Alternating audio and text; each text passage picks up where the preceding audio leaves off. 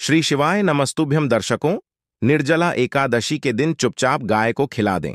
यह एक छोटी सी चीज, उससे पहले दोस्तों जान लेते हैं निर्जला एकादशी के बारे में। हर महीने एकादशी का पर्व आता है, लेकिन ज्येष्ठ महीने में आने वाली निर्जला एकादशी सबसे ज्यादा महत्वपूर्ण होती है। आइए जानते हैं साल 2024 में निर्जला एकादशी कब है दोस्तों। निर्जला एकादशी तिथि भगवान विष्णु को समर्पित है। माना जाता है इस दिन भगवान विष्णु का व्रत करने से और उनकी पूजा करने से सभी पापों का नाश हो जाता है और मोक्ष की प्राप्ति होती है। ज्येष्ठ का महीना 24 मई 2024 से शुरू हो गया है। ज्येष्ठ माह के कृष्ण पक्ष की निर्जला एकादशी और शुक्ल पक्ष की निर्जला एकादशी दोनों ही बहुत महत्वपूर्ण मानी जाती है। ज्येष्ठ माह में गर्मी चरम पर होती है और एकादशी में 24 घंटे व्रत किया जाता है, जो बहुत कठिन होता है। आइए जानते हैं इस साल निर्जला एकादशी 2004 की डेट, पूजा मुहूर्त और क्यों किया जाता है। यह व्रत ज्येष्ठ माह के शुक्ल पक्ष की एकादशी तिथि की शुरुआत 17 जून को सुबह 4:43 से होगी। वहीं इस तिथि का समापन 18 जून को सुबह 6:24 पर होगा। ऐसे में निर्जला एकादशी व्रत 18 जून को किया जाएगा। इस निर्जला एकादशी का क्या महत्व होता है दोस्तों। अपार शब्द का अर्थ होता है असीमित, यानी कि निर्जला एकादशी का व्रत करने वालों को असीमित सुख और धन की प्राप्ति होती है। इसी कारण इसे एकादशी कहा जाता है। इतना ही नहीं, दर्शी को असीमित लाभ देने वाली एकादशी भी कहा जाता है। निर्जला एकादशी समस्त पापों से मुक्ति दिलाने वाली एकादशी में से एक मानी जाती है।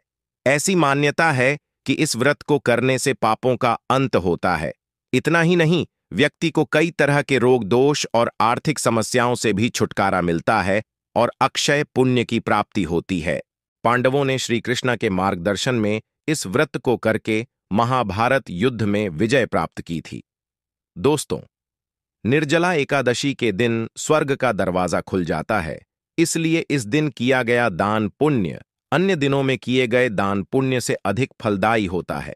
वास्तव में 18 जून निर्जला एकादशी के दिन अगर आप यह उपाय कर लेते हो तो यकीनन आप पर मां लक्ष्मी की कृपा होगी और आप धनवान बन जाओगे। आप धनवान न बने तो मुझे बताना दोस्तों, बस जो उपाय आपको बताया जाए वह उपाय लेना चाहिए। जानते हैं, एकादशी के दिन चुपचाप गाय को खिला दें। यह एक छोटी सी चीज, रोडपति भी होंगे, करोड़पति मिलेंगे, सभी संकट और कष्टों से मुक्ति, मृत्युदंड, पितृदोष तुरंत होगा खत्म।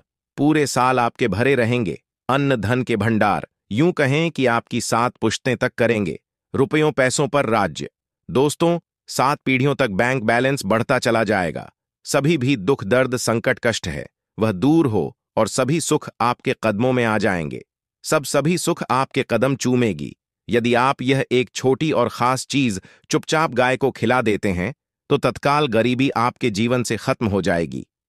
यूं कहे व्यक्ति रंक से राजा बन जाता है और 33 कोटि देवी देवताओं को धारण करने वाली गौमाता की भी कृपा व्यक्ति पर आजीवन बरसती है। व्यक्ति के घर में कभी भी अन्न धन वस्त्र कमी नहीं होती है। धन के भंडार व्यक्ति के घर में भरे रहते हैं।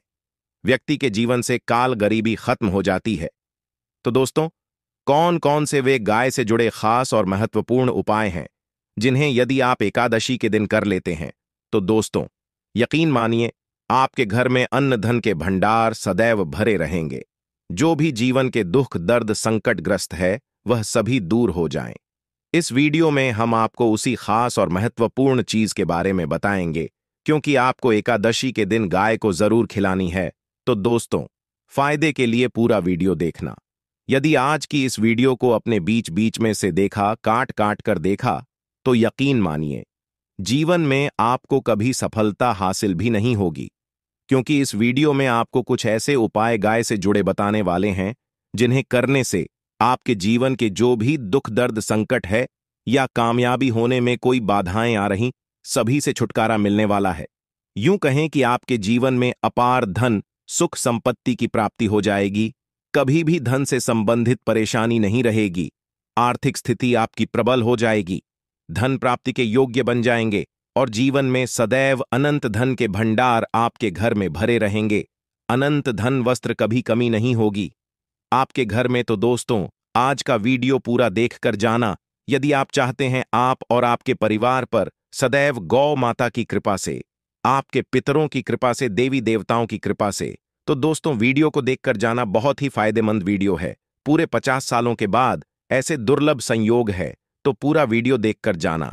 यदि आप लाभ हासिल करना चाहते हैं और 7 पीढ़ियों तक कभी कोई किसी तरह की कमी ना हो, यह फल चाहते हैं, तो वीडियो को पूरा देखकर जाना बहुत ही लाभप्रद वीडियो है आपके लिए। दोस्तों, वीडियो को आगे शुरू करें उससे पहले आपसे रिक्वेस्ट करते हैं कि इस वीडियो को लाइक कर चैनल को सब्सक्राइब कर देना और कमेंट बॉक्स में सच्चे दिल से जय गौ माता लिख देना, जिससे माता की कृपा आपके और आपके परिवार के ऊपर सदैव बरसती रहे। और ज्यादा से ज्यादा वीडियो को शेयर जरूर करना ताकि और लोग भी इस वीडियो के माध्यम से लाभ हासिल कर सके।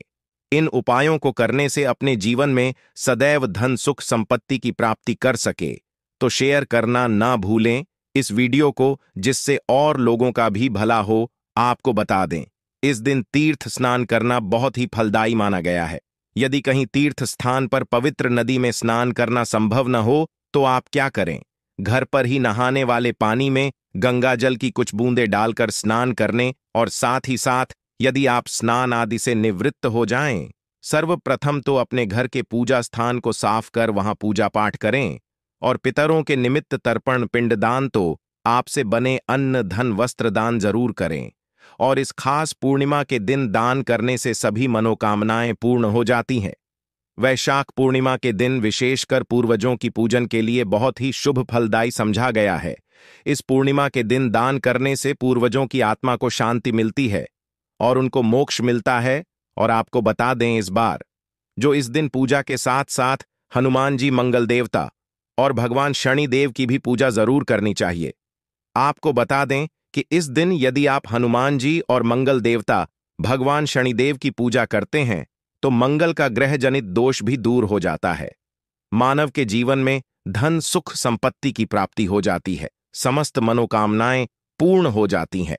और दोस्तों, साथ ही साथ आप बात करें, आपको उस दिन मतलब यह जो पूर्णिमा के दिन है, इस दिन आपको एक उपाय तो जरूर करना है। गाय का उपाय बताने से पहले एक उपाय आपको बता दें, उपाय को जरूर करें। क्या करें कि इस पवित्र दिन के शाम के समय पीपल के पेड़ के नीचे आपको सरसों का चौमुखी दीपक, आटे का दीपक बनाना है ही, उसमें आपको कलावे की बात लगाकर सरसों के तेल का दीपक जला देना है, और बीच में 2 साबुत फूल वाले लौंग भी डाल दें। फिर देखिए कैसे चमत्कार आपके जीवन में होता है। शाम के समय जलाकर उसे छोड़े, मनोकामना मांगकर। दोस्तों, 21 दिनों के अंदर आपकी मनोकामना पूर्ण न हो जाए, हमें बता देना। बहुत ही प्रभावशाली उपाय बताया मैंने आपको, बहुत ही दुर्लभ से दुर्लभ है। इस बार नए वर्ष को उपाय को जरूर करें। यह उपाय जो है बहुत ही आपको लाभ देगा। और बात करें गाय से जुड़े कौन कौन से उपाय आपको इस दिन, मतलब गाय से जुड़े उपाय जिन्हें करने से मानव को 7 पीढ़ियों तक बैंक बैलेंस की कमी नहीं होती, दुख दर्द संकट कष्ट दूर हो जाते हैं और सभी सुख मानव के कदमों में आ जाते हैं। कदम है सभी सुख और घर में अन्न धन के भंडार सदैव भरे रहते हैं, कोई कमी नहीं होती। किसी तरह कौन कौन से उपाय ध्यान से सुनना, जिस तरह बताए उसी तरह इन उपायों को आपको करना है। तो चलिए शुरू करते हैं। कौन कौन से गाय से जुड़े उपाय है, प्रभावशाली चमत्कारिक उपाय है जो कि आपकी किस्मत को चमका देंगे। इस पूर्णिमा से आपको लाभ शुरू करते हैं। दोस्तों, सनातन परंपरा में गाय गंगा और गायत्री का बहुत ज्यादा धार्मिक महत्व है। मान्यता है गौ माता के शरीर पर 33 कोटि देवी देवताओं का वास होता है। गौ माता की पूजा करने वाले जातक पर इन सभी देवी देवताओं की कृपा बरसती है। गौ सेवा से न सिर्फ इस जन्म के बल्कि पूर्व के भी दोष दूर हो जाते हैं। गाय से हासिल पंचगव्य का उपयोग जरूर शामिल करें, क्योंकि पंचम के बिना कोई भी पूजा पाठ और हवन सफल नहीं होता। या दोस्तों, गौ कृपा पाने के लिए प्रतिदिन, सप्ताह अथवा महीने में परिवार समेत एक बार गौशाला का नियम जरूर बनाएं और वहां गायों को हरा चारा जरूर खिलाएं। इससे आपको शुभ फलों की प्राप्ति होगी। और साथ ही साथ गौ सेवा और गए पूजा से 9 ग्रह शांत हो जाते हैं और इनसे जुड़े दोषों का निदान हो जाता है। गर्मियों में गौ माता को पानी पिलाएं और सर्दियों में गौ माता को गुड़ जरूर खिलाएं। ध्यान रखें कि गर्मियों में गाय को गुड़ न खिलाएं। अनेक देवी देवताओं को अपने शरीर पर धारण करने वाली गौ माता से जुड़े कई शुभ और अशुभ संकेत भी होते हैं। मसलन गाय का दूध देते समय यदि गाय ठोकर मार दे और सारा दूध बिखर जाए तो अपशगुन होता है। यदि कोई यात्रा पर निकल रहा हो और गाय अपने बछड़े को दूध पिलाती सामने आ जाए तो निश्चित रूप से जिस यात्रा के लिए आप निकले हैं वह यात्रा आप जरूर ही सफल होगी और वह जिसके लिए आप निकले हैं वह जरूर ही पूर्ण होगा। यात्रा पर जाते समय बाईं ओर गाय की आवाज और रात्रि में गाय की हुंकार करना भी शुभ होता है दोस्तों। साथ ही साथ गाय के साथ आप भूल कर भी दुराचार ना करें, अन्यथा मिलता है घोर पाप और जीवन भर की परेशानियां बनी रहती हैं। जी हां दोस्तों, गाय को राष्ट्रीय पशु बनाए जाने और इन्हें मौलिक अधिकार दिए जाने की बात हो रही है तो सवाल उठता है, गाय संस्कृति का अहम हिस्सा है, तब भी गाय के साथ लोग खराब व्यवहार कैसे कर लेते हैं। गाय दर दर भटक रहती है, भरपेट इन्हें चारा तक लोग नहीं देते। गाय जब तक दूध देती रहती है तो उनकी सेवा होती है और जैसे ही दूध देना बंद कर देती है तो लोग इन्हें उनकी किस्मत पर छोड़ देते हैं, सड़कों पर और गलियों में भटकने के लिए। ऐसे में कोई जीवों को कोई डंडे मारता है तो कोई कोई पानी डाल देता है, कभी वाहनों की चपेट में आ जाती है तो कभी बीमार होकर बेचारी यह गाय दम तोड़ देती है। ऐसे में जरूरत है इन बातों को जानने की लेकर शास्त्रों में क्या कहा गया है, गाय के साथ आपको कैसा व्यवहार करना चाहिए। दोस्तों, गाय को कभी भी मारना पिटना नहीं चाहिए। शास्त्रों में गाय को माता का दर्जा दिया गया है। गाय को मारने वाला माता को मारने पीटने वाले के समान पाप का भाग्य समझा जाता है। नरक लोक में वर्षों तक कष्ट भोगना पड़ता है, अगले जन्म पशु योनि में मिलता है। कथा है कि गौतम मुनि ने गलती से गाय को डंडा मार दिया था, इससे गाय की मृत्यु हो गई थी और इस पाप से मुक्ति के इन्हें वर्षों तक तपस्या करनी पड़ी। भगवान श्री कृष्ण जी ने बैल स्वरूप में आए वृद्धाश्रम का वध कर दिया था, जिससे मुक्ति के लिए भगवान श्री कृष्ण को संपूर्ण तीर्थों को एक कुंड में बुलाना पड़ा और इस कुंड में स्नान से वह पाप मुक्त हो गए थे। दोस्तों, साथ ही साथ पानी पी रही गाय को गाते हैं, वे घोर पाप के भागी बनकर नर्क भोगते हैं, ऐसा पुराणों में बताया गया है। जबकि जो लोग गाय के लिए प्याऊ चार बनवाते हैं वह माह भाग्यवान होते हैं। ऐसे लोग घोर पाप से मुक्त होकर स्वर्ग पाए जाते हैं और बड़े ही धनवान कुल में जन्म लेकर सुख भोगते हैं और साथ ही साथ आराम कर रही गाय को कष्ट देकर कभी भी उठाना नहीं चाहिए। कहते हैं कि जिस स्थान पर गाय बैठी है वहां से नकारात्मक ऊर्जा खत्म हो जाती है। गाय के बैठने की जगह को जो लोग नियमित साफ रखते हैं वह जन्म में किए गए जाने अनजाने में पाप मुक्ति हो जाती है और गोलोक में स्थान पाते हैं। गाय को डंडा मारकर उठाना, पानी डालकर उठाने से मनुष्य पाप का भागी बनता है और अगले जन्म में उसे दर दर भटकना पड़ता है। और साथ ही साथ शास्त्रों में बताया गया है कि गाय का दूध उसके बछड़े के लिए होता है। गाय के बछड़े से बचा हुआ दूध मनुष्य को चाहिए, परंतु कुछ लोग एक बार गाय को दूध लेने बाद फिर से बछड़े के लिए बचा हुआ दूध भी धो लेते। ऐसा करना घोर पाप कहा जाता है। ऐसे दूध को धोने वाला और ग्रहण करने वाला दोनों ही पाप के भागी बन जाते हैं। दोस्तों, साथ ही साथ शास्त्रों में कहा गया है कि गोवंश मतलब गाय और बैल के पीठ पर नहीं बैठना चाहिए।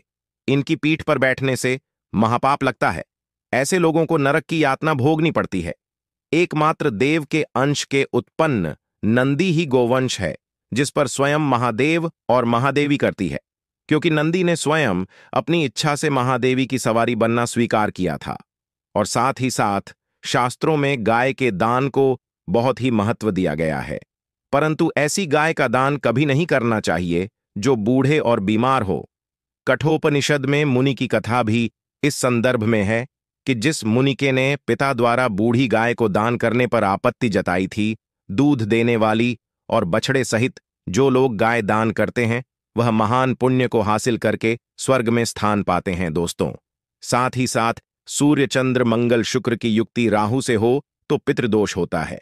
यह भी मान्यता है कि सूर्य का संबंध पिता से एवं मंगल का संबंध होने के कारण सूर्य यदि शनि राहु या केतु के साथ स्थित हो या दृष्टि संबंधी हो तथा मंगल की युति राहु या केतु से हो तो पितृदोष होता है। इस दोष से जीवन संघर्षमय बन जाता है। यदि पितृदोष हो तो गाय को प्रतिदिन या किसी भी पूर्णिमा दिन या किसी भी खास दिन पर रोटी गुड़ चारा खिलाने से पितृदोष खत्म जाता है। साथ ही साथ गाय की पीठ पर जो कूबड़ बना होता है वह बृहस्पति गुरु है। अतः जन्मपत्री में यदि बृहस्पति अपनी नीच राशि मकर में हो या अशुभ शिवलिंग में जा रहे हों और सामने से गौ माता आती हुई दिखाई दे तो गौ माता को अपनी दाहिनी ओर जाने देना चाहिए। आपकी यात्रा जरूर ही सफल होगी और जिस घर में गाय होती है उसमें दोष स्वतः ही खत्म हो जाता है। और साथ ही साथ आपको बता दें कि गाय को आप भी रोटी बनाएं, प्रतिदिन ताजी रोटी ही बनाएं। गाय को अगर आपने रोटी बनाई है तो कोशिश करें कि उस रोटी को आप तुरंत ही गाय को दे दें। अगर आप उस रोटी को रख देंगे और उस रोटी को अगले दिन दे देंगे तो वह रोटी बासी मानी जाएगी। गाय को कभी भी बासी रोटी न दें, इससे घर में नकारात्मक ऊर्जा वास करती है और जो भी काम आपके बनने वाले होंगे वह काम भी आप बिल्कुल भी नहीं बनेंगे। इससे आपके घर में हमेशा दर्द देवता का वास रहेगा और आप जिस भी काम उस काम में आपको हमेशा असफलता ही हाथ लगेगी। इसीलिए कोशिश करें गाय को रोजाना ताजी रोटी बनाकर खिलाएं और रोटी को बिल्कुल न रखें। बासी रोटी गाय को न दें और साथ ही साथ सड़ी गली चीजें गाय को नहीं खिलानी चाहिए। घर में कोई फल है, कोई सब्जी है, सड़ जाए तो लोग क्या करते हैं, गाय को देते हैं। नहीं ऐसा चाहिए। ऐसा करने से यदि आप गाय को खिलाते हैं तो उल्टा आप पाप भागी बन जाते हैं। आप बिल्कुल सड़ी गली चीजें गाय को खिलाएं और साथ ही साथ इस खास पवित्र दिन पर आटे की 5 लोहियां बनाकर उनके ऊपर हल्दी लगाई, इसके बाद को खिलाएं। हर एक लोहे को खिलाते समय गाय के सीन पर आप हाथ फेरें, पीठ पर हाथ फेरें, मस्तक पर हाथ फेरें। माता गाय की अब चरणों का स्पर्श करें। दोस्तों, ऐसा करने से आपके समस्त काम बनने लगेंगे। जो दुख का समय चल रहा है वह भी खत्म होगा। आपके जीवन में खुशियां ही खुशियां होंगी। और एक बार पूर्णिमा पर आप 11 बार गाय की परिक्रमा भी कर लें तो आपके समस्त काम होंगे। और पूर्णिमा पर साथ ही साथ आप गाय को जब भी रोटी दे, रोटी पर या तो आप थोड़ी हल्दी लगा लें या थोड़ा गुड़ रख लें। अगर गुड़ ना हो तो आप थोड़ा भी रख सकते हैं। दोस्तों, गाय को कभी भी सूखी रोटी ना खिलाएं। सूखी का मतलब गाय को जो भी रोटी खिलाए उस पर कुछ ना कुछ रखकर खिलाएं। हल्दी ले, गुड़ रख ले, मिश्री घी या जो भी रख ले, मतलब खाली नहीं खिलानी है। इतना करने मात्र से आपके जीवन के सभी दुख दर्द समाप्त हो जाएंगे। दोस्तों, यह थे गाय से जुड़े कुछ महत्वपूर्ण उपाय। जय गौ माता। दोस्तों, आपको वीडियो कैसा लगा कमेंट करके जरूर बताइए।